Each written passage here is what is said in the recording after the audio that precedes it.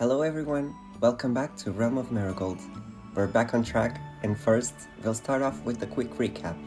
In the previous episodes, we have gone through what I call the Awakening arc. All the Winx girls managed to awaken their powers and find their way to the central point of this world. However, things seem to have taken a turn for the worse, and will soon be getting even worser. Today, we will be going through the Darkness arc, where we will become aware of how deep the legend of Arcane actually is. This chapter of the story was rewritten to be a revolutionary point for Cassandra, as I felt that her storyline with Chimera was summed up too quickly. Cassandra did mention that Chimera was no longer her daughter after claiming Stella as her own, but we never saw or read what actually went down, or at least that's what I thought. As you perhaps may have noticed, in the original fanfic, we always start the story with an object of interest, and later on, they get engraved with each of the girls' portraits. We see here that some of the objects seem to connect with each of the girls in some way. For example, the frame for Stella's portrait display, a canvas for Bloom's artistic nature, Muse's music notebook, etc. But when it comes to Dark Stella, we get a glimpse of a singular grave beside the chapel. My first thought was, makes sense. A grave for a Halloween episode, but looking at it again, I started speculating. I think you already know where I'm going with this theory, and if you do, great! We'll be exploring it further than that. And afterwards, we'll be discussing what I will be calling the REM arc. Curious already? I sure hope so. Alright fellas, time to settle down and dive into the story. Once again, play the intro.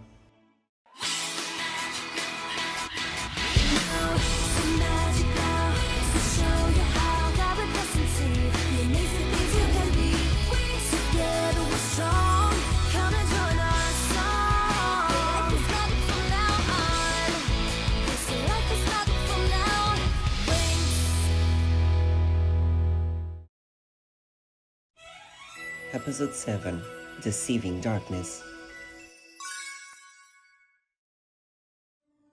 The episode begins with the Winx standing before the haunting ruins of the castle. The structure looms over them, its walls cracked and statues weathered beyond recognition. The eerie silence of the scene is broken only by the faint sound of the wind howling. Each of the girls wears an expression of unease. Stella has gone missing, and there's no clue where she might be. Bloom's gaze lingers on the castle, a flicker of hope shining through her worry. Aisha and Tekna stand with their arms crossed, their thoughts racing. They know without a doubt that the answers to their questions lie inside the building, but knowing the risks they faced so far, they worry about Stella's safety. Muse tries to mask her own apprehension with sarcasm, but a sense of guilt still lingers in her heart, while Flora's concern grows heavier with each passing moment. The Arcanix animals chime in, their instincts heightening the urgency, though they also provide a brief moment of levity as Blaze tries to find Stella underneath stones somewhat about his size. Still, the undertone remains. They are running out of time. Still inside the walls of the castle, the scene shifts to an old, decrepit chapel bathed in shadows. Within, Cassandra watches the Winx through an orb of dark magic, her expression one of disdain and satisfaction. She sneers at their optimism, her thoughts dripping with contempt. She turns to Stella, who stands by a cracked window clutching the feather she found. Cassandra's expression shifts momentarily, a silver of unease crossing her face. Knowing the feather's significance, she tries to mask her apprehension with a tone of feigned concern. Stella, lost in thought, turns the feather over in her hands, its soft texture stirring flashes of fragmented memories, a blue dove, and a feeling of peace she can't quite place. The visions both comfort and confuse her, tugging at something deep within. Cassandra notices the flicker of emotion in Stella's eyes and steps closer, her voice firm but seemingly gentle. She dismisses Stella's connection to the feather as silliness, instructing her to throw it away. Stella hesitates, her instincts urging her to hold on to it. Cassandra takes this moment to unleash her manipulation, revealing that the animal Stella sees in her visions was once her Arcanix animal, now dead, killed by none other than the Winx. Stella's breath catches in her throat, her mind reeling as Cassandra weaves her web of lies. Shock turns to disbelief, then slowly to anger, as the seeds of doubt bloom in her. Could her friends who had cared for her so deeply truly have been hiding such a devastating secret? Stella clutches to the feather tighter, torn between the warmth of her memories and the chilling reality Cassandra paints.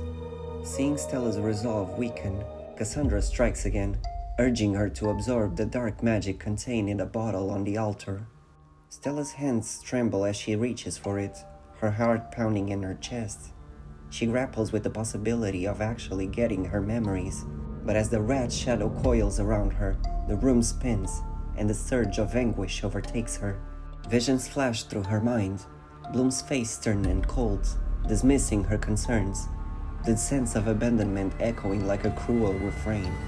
The memories are distorted, yet they cut deep, shattering Stella's trust and unleashing a torrent of darkness. With a cry of fury and pain, Stella transforms, her once radiant aura now cloaked in shadow. Her voice, dripping with venom, declares her new identity as the Arcanix Fairy of Darkness. Cassandra observes from the side, her pride tinged with anticipation. She revels in Stella's newfound power, but there's a flicker of doubt in her heart, a whisper of unease that she quickly suppresses. Cassandra then sends Stella out with the command to hunt down her former friends, in order to plant seeds of destruction and make sure her revenge upon the Winx is a painful one. As Stella strides away with purpose, Cassandra lingers in the dimly lit chapel. Her smile falters when a cold voice echoes behind her, cutting through the shadows like a blade. The Queen emerges, her presence commanding and foreboding. Cassandra's report on Stella's transformation is met with measured approval, but the Queen's sharp tone reveals skepticism. The mention of the elusive dove sends a shiver down Cassandra's spine, the weight of her oversight pressing down on her. The Queen's fury erupts, her voice a venomous lash and probing words that strike her insecurities. Cassandra's defenses crumble under the Queen's accusations. Memories resurface unbidden, a storm of regret and failure. She recalls the day she was humiliated in Celeria, her dreams of royalty crushed by Stella's defiance. The bitter sting of rejection compounded by the haunting image of Chimera, her own daughter, weeping with accusations of neglect and inadequacy. The Queen's words cut deeper than Cassandra would ever admit, and her departure leaves Cassandra alone with her torment. Cassandra hears cries of a young girl echoing inside her head, questioning her selfish desires. Tears streak her face as her past failures play out in cruel detail. The weight of her guilt threatens to overwhelm her, yet she clings to a fragile resolve. Cassandra's gaze falls upon a small, intricately engraved box on the nearby table. Running her fingers over the delicate carvings, she feels the faintest flicker of hope, a reminder of a promise made to make her actions worth it. Inside lies a ring, its pink crystal gleaming faintly in the dim light. She whispers to herself, a mixture of regret and determination coloring her voice. The perspective shifts back to the castle's exterior, where the Winx continue their search. They scattered across the overgrown courtyard, moving cautiously through the fog that thickens with every passing second. Tecna, scanning the area with her devices, grows increasingly frustrated. There is no trace of Stella anywhere. Aisha mutters under her breath, her frustration barely concealed. The others exchange worried glances, their thoughts mirroring one another. Where could she be? As they regroup, a strange fog begins to rise around them, its dark red hue unnatural and unsettling. The Arcanix animals huddle together in fright, while the Winx adopt defensive stances. The fog thickens, pressing in on all sides, obscuring their vision and heightening their anxiety. Then, a distant laugh cuts through the silence. A laugh filled with malice and familiarity, sending shivers down everyone's spines. Musa clenches her fists, her frustration mounting as she dares the source to reveal itself. The other Winx stands, their eyes widening as a figure of a girl emerges from the shadows. Bloom's heart sinks as recognition dawns, disbelief coloring her tone. When Stella steps forward, her appearance shocks them. Her transformation is undeniable. Her once bright presence now consumed by darkness. Bloom's heart clenches as she searches Stella's face for any signs of the friend she knows. The others are similarly stunned, their emotions raging from confusion to despair. Stella's words are laced with accusation, her voice trembling with both anger and pain as she confronts them about their intentions of harming her, just like they hurt her Arcanix animal. The group tries to reason with her, but Stella's accusations only intensify, her distorted memories feeding her anger. Flora tries to step forward cautiously, but Stella's fury ignites into a violent attack. A ball of dark magic erupts from her hands, shattering the ground where the girls had stood moments before. The explosion echoed through the courtyards, scattering debris and sending the Winx scrambling for cover. Stella's somber strike spirals towards the girls, her silhouette becoming yellow as she launches herself against Bloom and Aisha at an incredible speed. Aisha is quick to move out of the way, but Bloom isn't as lucky and gets knocked away. Aisha retaliates, conjuring her attack spell, Aquatic Intensity, evokes a wave of shimmering water aimed directly at Stella. Her spell carves through the fog, but Stella's newfound speed is unmatched. She dodges the attack with an almost effortless grace, her smirk deepening as she prepares her next move. Frustration burns in Flora's chest. She summons vines from the earth to restrain her friend. The vines coil around Stella, pinning her arms and legs, but the darkness within Stella is relentless. Her spell, Umbra Scream, sends a chilling wave of energy through the vines. The plants wither instantly, their connection to Flora sending searing pain through her body. She falls to her knees, clutching her head as the screams echo in her mind. Musa, enraged by Flora's anguish, unleashes her amplified verse. Her sonic waves ricocheted off the courtyard walls, amplifying and targeting Stella. For a moment, it seemed to disorient her, but Stella quickly recovers, her smirk never faltering. Stella taunts the girls about their failed efforts, her voice filled with disdain. With a flick of her wrist, she casts Oblivion Orb. The spell splits into multiple projectiles, striking each of the Winx. The force of the impact pings them to the ground, leaving them writhing and struggling to break free. The animals try to assist the fairies, but the dark magic won't allow them to stand up. Bloom clenches her fists, her body trembling from the effort of resisting the spell. She tries to reinforce her intention to help Stella, her voice filled with hopes she would recall their friendship. Stella's eyes flicker for a moment, but the darkness quickly reclaims her. She sneers at the word friendship, and as her distorted memories show, the girls leave Stella behind in the woods. Aisha protests, struggling to free herself. Her tone expresses the efforts in getting Stella back to her cheerful self. The other girls chime in, their voices raw with emotion as they plead Stella to remember, but their words only seem to fuel her anger. Stella demands them to surrender at once, her voice devoid of warmth. A new voice cuts through the tense moment, a voice dripping with malice and triumph. Cassandra emerges from the shadows, her presence a sinister reminder of the manipulations at play. The Winx look at each other in confusion. Their last encounter with Cassandra ended with her arrest for her crimes in Solaria, and yet here she is. The battle seems to pause as the weight of Cassandra's revelation settled over the group. It was clear she found a way to escape. Her grin widens as she asserts her personal revenge on the girls. Stella raises her hand, with dark magic swirling around her. Her gaze hardens as she prepares to strike mercilessly, vowing to send them to oblivion. Bloom's heart breaks as she looks into her friends' eyes, now filled with nothing but hatred. But she affirms that she won't give up on Stella, even as the dark spell descends upon them. As the fight reaches its peak, and it all seems lost, a glowing feather descends from above, cutting through the tension like a beacon of hope. Stella freezes, her eyes drawn to the light, and for a moment, the anger in her expression softens, along with her racing mind. The feather transforms into the blue dove, whose calming presence begins to dissolve the fog. Stella's heart races as the dove approaches her, its gentle glow stirring memories that Cassandra's lies had suppressed. When the dove transforms into a radiant woman cloaked in moonlight, Stella's breath catches.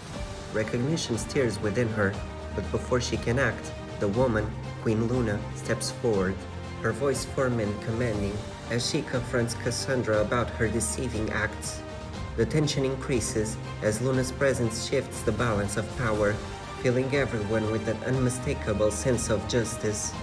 For the first time, Cassandra falters, her confidence wavering in the face of Luna's dour gaze. Luna shifts to a fine stand, her determination unshakable as she prepares to undo the damage Cassandra has wrought. She reveals that as one of the 3 High Fairies of Arcanix, she'll have no problem defeating her. The Winx, battered but unbroken, look on with new hope, ready to fight for their friend and uncover the truth behind the darkness.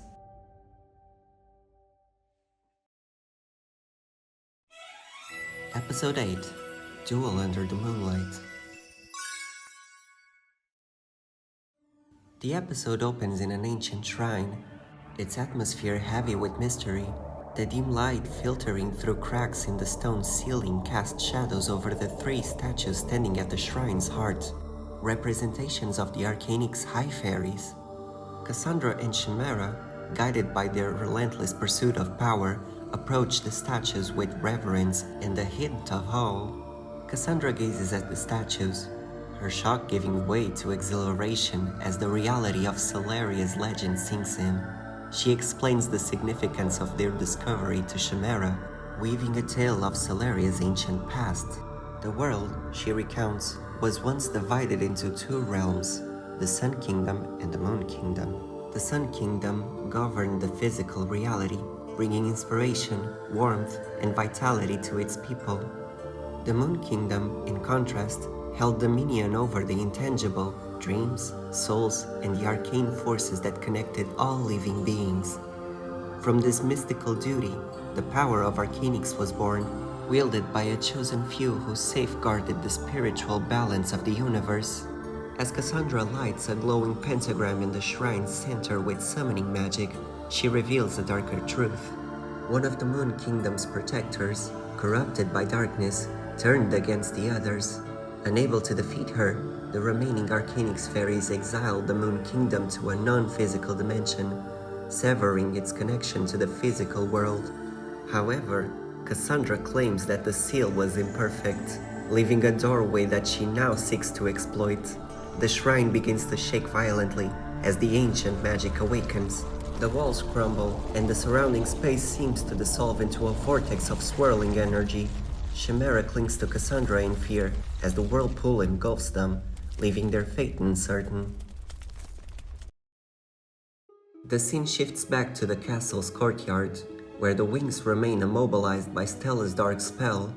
The courtyard is bathed in an ethereal glow as Queen Luna descends from the sky, her presence both commanding and serene.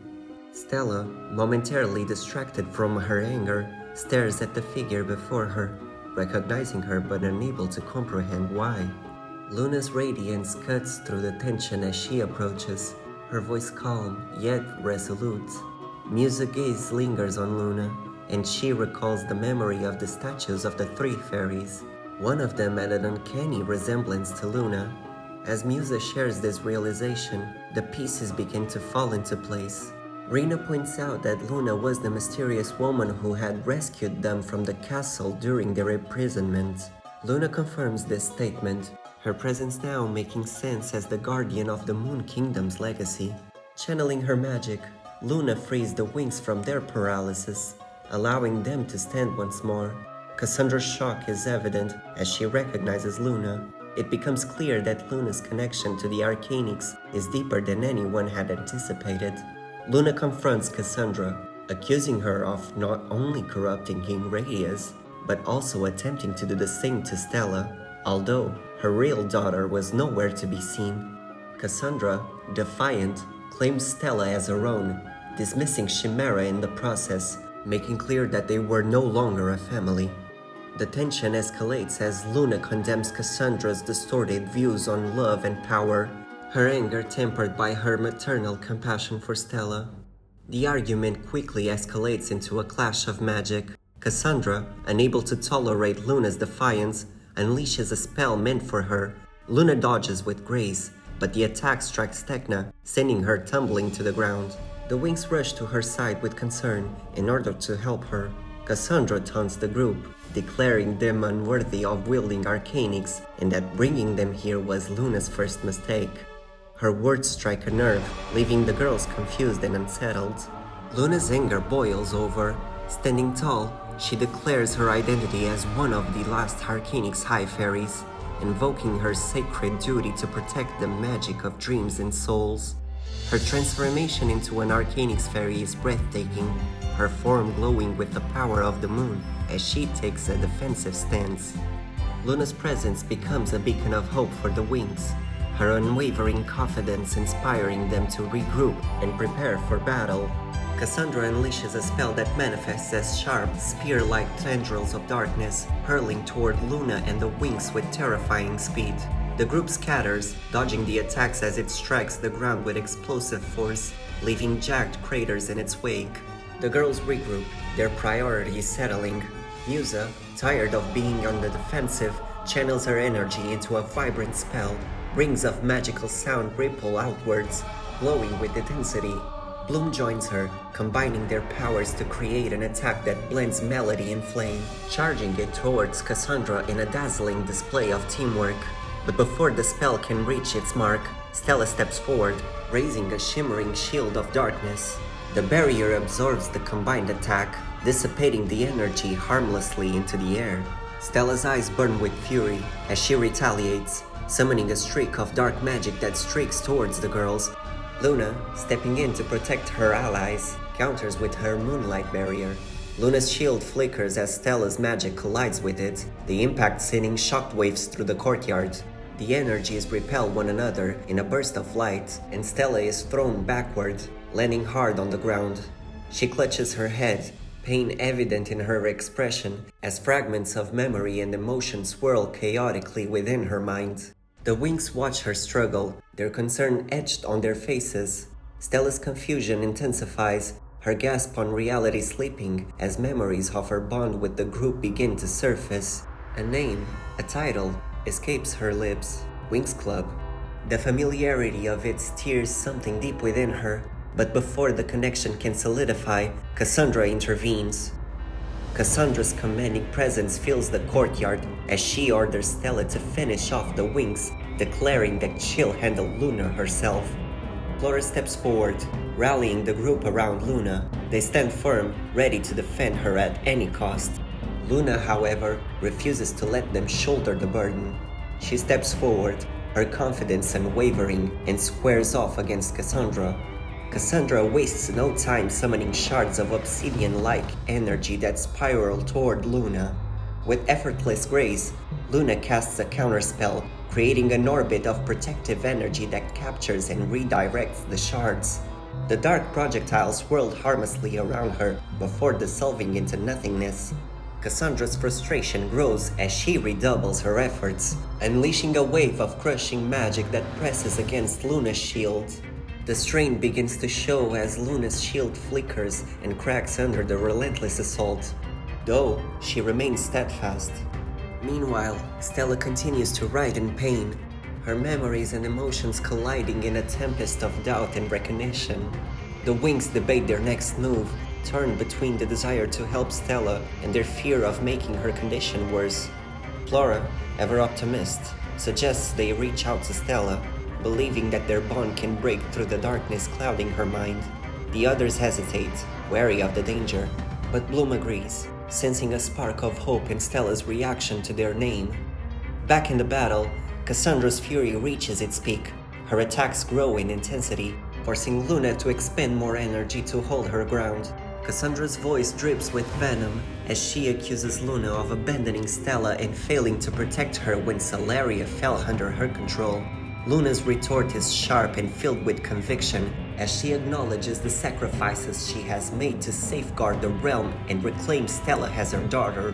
With a surge of dark energy, Cassandra shatters Luna's shield, sending her stumbling backwards. The moment seems dire as Cassandra prepares to deliver the final blow, but Luna, calm and composed, has anticipated the move. As Cassandra lunges, Luna summons a spell of ethereal moonlight. Glittering sparkles of magic fill the air, enveloping Cassandra and blinding her. Cassandra's overconfidence proves her undoing as the spell takes hold, sapping her strength and leaving her incapacitated. She collapses to the ground, her form limp and unconscious. The courtyard falls silent, save for Luna's voice, which carries a quiet strength. She stands over Cassandra, her presence imposing yet tinged with sorrow. Luna reflects on Cassandra's actions, condemning the greed and hatred that led her to this point.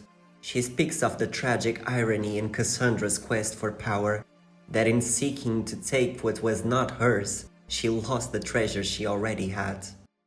Stella clutches her head as the whirlwind of memories and emotions become unbearable. Her vision blurs, and the world around her feels as if it is spinning out of control. She cries out in desperation, her voice trembling with anguish as she attempts to make sense of the conflicting thoughts. Suddenly, an unexpected voice cuts through the storm in her mind, a familiar and comforting sound that seems to reach her from the depths of the universe. Brandon's voice, faint but unmistakable, calls out her name. Startled, the Winx exchanged glances searching for the source of the voice. But Stella, her heart pierced by the echo of her beloved, becomes even more overwhelmed. The sound intensifies in her inner conflict, shaking the fragile balance she clings to. Unable to endure it any longer, Stella spreads her wings and launches herself into the sky. Her agonized scream echoes through the courtyard as she flees, leaving the Winx calling out after her, their voices filled with concern and desperation. Luna, deeply pained by the sight of her daughter's suffering, steps forward to stop the girls from pursuing Stella. Her expression is heavy with regret as she turns to address them, her voice faltering with emotion. She apologizes, feeling responsible for the chaos that has engulfed their lives. Bloom, ever the compassionate leader, gently urges Luna to explain what is happening. They need answers to understand the depth of the conflict they are now entangled in. Taking a steady breath, Luna begins to recount a tale from long ago. She describes a time when Celeria was home to two kingdoms, each tasked with protecting different aspects of existence. Luna and her older sister were entrusted with safeguarding Arcanix, the sacred power that bridged reality and dreams. Together with a close friend, they worked to preserve the balance, but greed and ambition corrupted their friend, who sought to use Arcanix for selfish ends. Left with no other choice, Luna and her sister sealed their friend away, binding her within a dream mirror. Luna reveals that Cassandra, in her relentless pursuit of power, discovered through Valtor about the mirror and awoke its prisoner. This act unleashed a threat that could unravel the fabric of their world. The girls listen in stunned silence as Luna continues. Cassandra's journey to the Arcane Shrine, a portal between dimensions, came at a terrible cost. In her reckless attempt to manipulate the ancient magic, Cassandra inadvertently caused the death of her own daughter, Chimera. This revelation strikes the Winx like a thunderclap. Though Cassandra had been their adversary, they cannot help but feel the weight of her loss. Chimera, for all her faults, had been a young girl undeserving of such a fate. Luna's voice falters as she admits her own desperation. Fearing the Queen's return, she sought out the aid of the most powerful fairies in the magical universe, anticipating fate. Her magic, once boundless, is now waning, and she had hoped their combined strength might tip the scales. Musa, ever perceptive, expresses admiration for Luna's sacrifices. She compares the Queen's story to a bittersweet melody, one born of sorrow, but imbued with hope. Flora and Aisha echo her sentiments, offering reassurance that no battle worth fighting comes without hardship. Tecna adds a note of optimism, reminding them that together they can overcome any challenge, even bringing Stella back from the darkness's claws. After all, they already did it once for Bloom. Yet, questions remain. Bloom presses Luna for clarity on the connection between these events and their old foe Valtor. Before Luna can respond, a surge of dark energy erupts in the courtyard. The Winx are caught off guard, unable to defend themselves, as the thunderous strike knocks them unconscious. The animals cry out in alarm, but their panic is drowned out by the chilling voice of the Queen, her tone dripping with condescension as she mocks Luna. The Queen steps forward from the shadows, her presence both regal and menacing. She taunts Luna for revealing too much, accusing her of spoiling the drama. Luna's face pales as she realizes the Queen is close to breaking free. The Queen's calm demeanor belies the magnitude of her power. She commends Cassandra for awakening her from the enchanted slumber imposed by Luna and her sister. Though Cassandra lies unconscious, the Queen declares her intent to grant her a portion of her own power, a gift imbued with nightmare shadows. As the dark energy flows into Cassandra, suppressed memories rise to the surface. She recalls a haunting moment from her past, Chimera struggling in the forest shrouded in darkness. The girl had tried to confront her fears, but the nightmare was too great for her to overcome.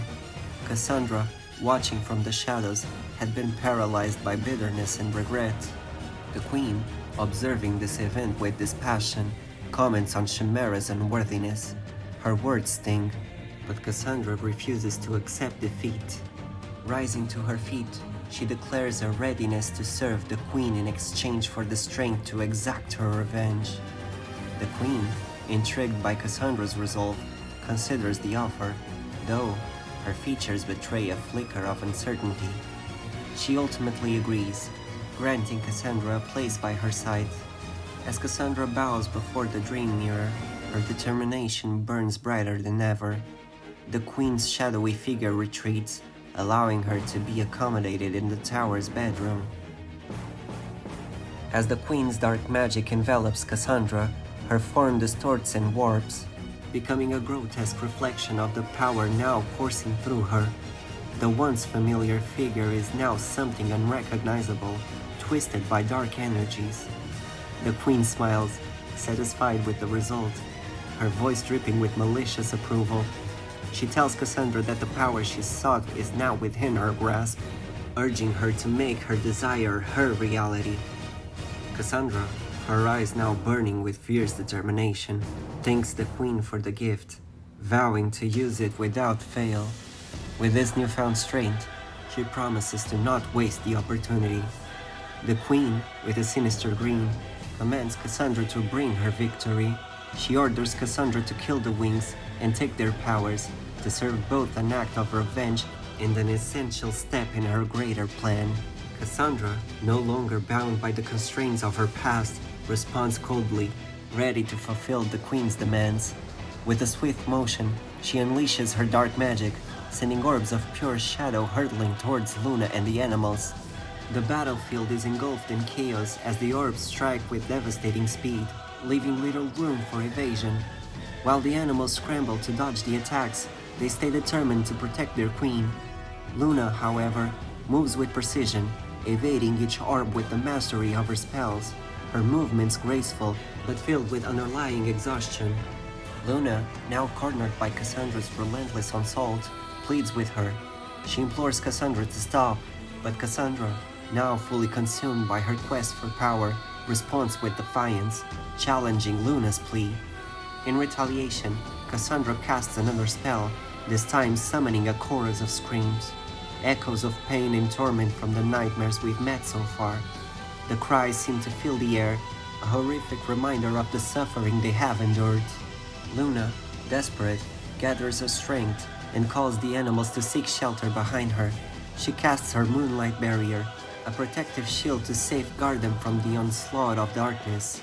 As she confronts Cassandra, Luna warns her that the more she relies on such dark powers, the more unstable she will become. Cassandra, far from being deterred, mocks Luna's words, relishing the idea that her power will only grow stronger. She laughs as she prepares to push forward, her resolve hardening. Cassandra is no longer just seeking power, she wants to bend fate itself to her will. She believes that by obtaining Luna's magic, she will be able to restore everything she lost, including her daughter. Luna, her voice trembling with the weight of what's at stake, warns Cassandra that Arcanix is far too sacred to be used in such way. The consequences of bringing back the deceased would be catastrophic, tearing apart the fabric of the dimensions themselves. Cassandra, her fury boiling over, cuts Luna off. She no longer cares about the warnings. The battle continues, but Luna's strength is fading quickly. The effort to sustain her magic drains her, leaving her exhausted and vulnerable. The animals exchange a glance, sensing that Luna cannot hold on much longer. With a shared resolve, they step forward, ready to help in any way they can. Arya, her voice filled with desperation, pleads with Luna to not give up. Link, determined and resolute, asks if there's any way they can help. Luna, struggling to stay upright, instructs them to open a portal, a final attempt to banish Cassandra from this dimension. The only way to stop her now is to sever the connection between her and this world. If they can do that, Cassandra will lose her power.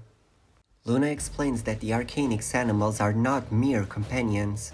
They possess the unique ability to open and close doors to other dimensions, an ancient gift passed down through generations. But this ability can only be harnessed under the right conditions. Blaze, his voice full of excitement, is eager to help, while Wade, unwavering his determination, asks what they need to do. Luna instructs them to close their eyes and let the ancestral doorways of space and time come to them. They don't need to see the doors clearly. If they trust their instincts, they will find them. As the animals follow Luna's guidance, a soft glow emanates from their forms, and the surrounding air seems to vibrate with ancient energy.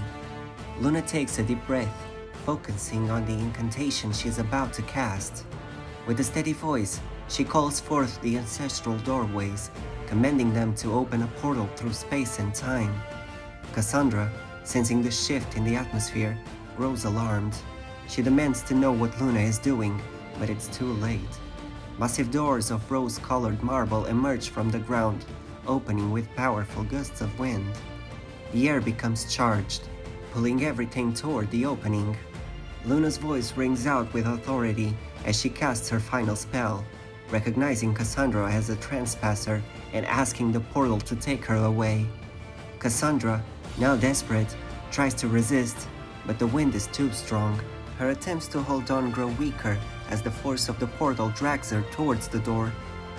With one final heart plea, Luna speaks softly to Cassandra, offering her compassion even in the face of her actions. She acknowledges Cassandra's pain and loss, telling her that it's okay to grieve. Life, she says, will take Cassandra where she needs to be, and she hopes Cassandra will be willing to accept this new path. Cassandra, paralyzed by fear and doubt, questions whether she could ever be forgiven, asking if her daughter would ever accept her again. Luna, ever the optimist, assures her that the future is uncertain, but it's up to Cassandra to decide whether she will take the first step towards healing. Tears well in Cassandra's eyes, and as she finally realizes her resistance, she understands now that she might have the chance to rebuild, to make amends. With a heavy heart, she allows herself to be pulled into the portal. As she passes through, the wind dies down, and a quiet calm settles over the battlefield. Luna, relieved yet saddened by the turn of events, turns her attention back to Stella. She hopes that with Cassandra's departure, there might still be hope for her daughter, and for the world they all fight to protect. Inside the chapel, Stella lies motionless on the cold stone altar, her body racked with pain. Her thoughts swirl, a storm of confusion and inner turmoil. A deep sadness has taken root within her, and she no longer recognizes herself. The pain, both physical and emotional, has become all she can feel, drowning her in hopelessness. At that moment, she believes she has lost everything. Luna stands at a distance, watching her daughter with a heavy heart. Her gaze is filled with empathy and sorrow, yet there is an unmistakable warmth that emanates from her. She knows the pain Stella is experiencing, but she also understands the strength that lies beneath her daughter's suffering. With a soft, caring gesture, Luna casts a spell, gently enveloping Stella in a light that seems to reach deep into her soul. She speaks to her, her voice steady and full of love, reminding Stella of the courage she has always possessed. She reminds Stella of the young girl who would do anything to bring joy to others, the one who had the strength to shine, even in the darkest of times. Luna calls her a powerful, beautiful princess, though she can see the doubt in Stella's eyes. Stella, still caught in the grip of her pain, shakes her head, her voice trembling with disbelief. She cannot comprehend how anyone could see her as beautiful when she looks like a monster, both inside and out. Luna approaches Stella slowly. She reassures Stella, explaining that her appearance does not define who she is. It's her heart that truly matters. She lightens the moment, trying to reach Stella through a small heartfelt joke about her own transformation into a bird. She encourages Stella to look within, to remember the light that still resides in her heart. If she is willing, Luna believes they can reverse the darkness together. Stella, still clouded by confusion, looks up at Luna. She doesn't fully understand, but something stirs within her. She begins to open herself up to the possibility of change, of redemption. She wonders if perhaps allowing Luna to help her is the only way forward. She offers a tentative agreement, her voice filled with uncertainty. Luna, sensing the hesitation, but also the willingness, casts her spell, Hourglass Rewinder, a spell meant to unlock memories long buried. The magic swirls around Stella, and as it takes effect, she begins to remember. The soft whispers of the past flood her mind. She recalls Celeria, her home, the place she once knew so well. She remembers her purpose as a guardian fairy, the princess of the sun and the moon. The moon, arcane, and the beautiful doves, symbol of peace, beauty, and grace. For the briefest moment, the pain lessens, and Stella begins to feel like herself again, but her mind is still clouded, and she feels uncertain. Still, Luna remains patient, her gaze soft but filled with hope. She asks gently if Stella remembers her mother. Stella pauses, her heart racing, as if struggling to comprehend the question. The memories begin to piece together, and with a sudden realization, she gasps. Her eyes fill with tears as she recalls the woman who has always been by her side, even when she couldn't see it. She whispers Luna's name, her voice thick with emotion. Luna's eyes, brimmed with tears of her own, envelops her daughter in an embrace filled with love and sorrow. She apologizes for being gone for so long, for not being able to protect her from the darkness that has consumed her. Luna explains that she had to ensure the safety of the magical universe, but she had never meant to be absent from Stella's life. Through her tears, Stella reassures her mother. She understands now, even if it's painful. She understands why Luna had to leave, why she couldn't be there when Stella needed her at the most. And though the pain of their separation still lingers, it is tempered by the love they share. Luna's strength begins to fade, her body weakening from the exertion of casting such powerful magic. She warns Stella that she cannot protect her any longer.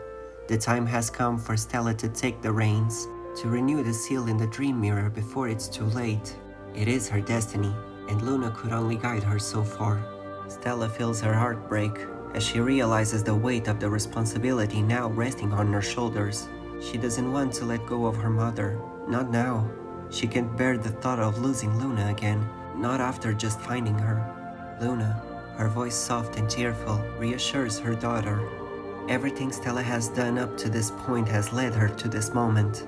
She has become powerful enough to bring hope to those around her, and Luna is so proud of the woman she has become. Luna's voice grows faint as her exhaustion finally overwhelms her, and she whispers a last "I love you." Stella, her eyes beaming with tears, holds her mother close, crying out in grief. She knows Luna's strength has been spent, and though the future remains uncertain, she will honor her mother's final wish. She will renew the seal in the dream mirror.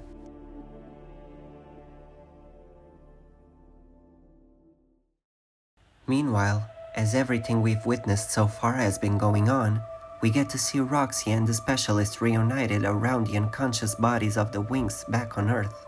It becomes clear that worry and despair accompany them at this moment of confusion. Brandon, his voice tinged with panic, wonders why everything has gone silent. Why after all this time is there no sign of life from the Winx? Roxy, her voice full of hope, turns to Timmy, asking if he thinks the Winx can hear them through Tecna's device, and if there's any way to communicate with them. Timmy is visibly conflicted. He admits that it's hard to tell. If something happened to Tecna's device, they may not have any way of contacting the Winx or knowing what's really happening. Roxy, with unwavering determination, declares that they cannot just stand by and wait. They need to take action, even if they don't know how. They need to help to do whatever they can. What was that? Weren't you expecting the appearance of our loving support cast? Neither was I, my loves. Seriously, I reflected a lot on how to better set things for the ending, and this small detail just made it into the cut very recently. Don't worry though, this won't be affecting anything that I've previously written for the REM arc. If anything, it'll add more to the story. Speaking of it, everything we've seen in the fanfic went as far as telling us the story of the girls' journey through their inner conflicts and this world's, leaving no ideas of at what time these events are taking place in the original Winx lore, or how it's affecting or will affect the universe outside of this one. Call me over analytical if you want, but I always wondered what the girls' respective families and friends' reactions to their absence, let's call it, would be. This wondering opened doors to a lot of possible alternative narratives, but ultimately a decision had to be made, and I'm really proud of what came out of it. You can expect more development to Vera's background, which I specially wrote to not interfere with everything we know about her so far from our cafe. Also, expect the chance to witness how the Winx would manage against her. I want to make sure we have an epic showdown. Alright everyone, that's it for today. Hope to see you all again in the next chapter. This is Philip signing out, and have a magical day. Bye bye!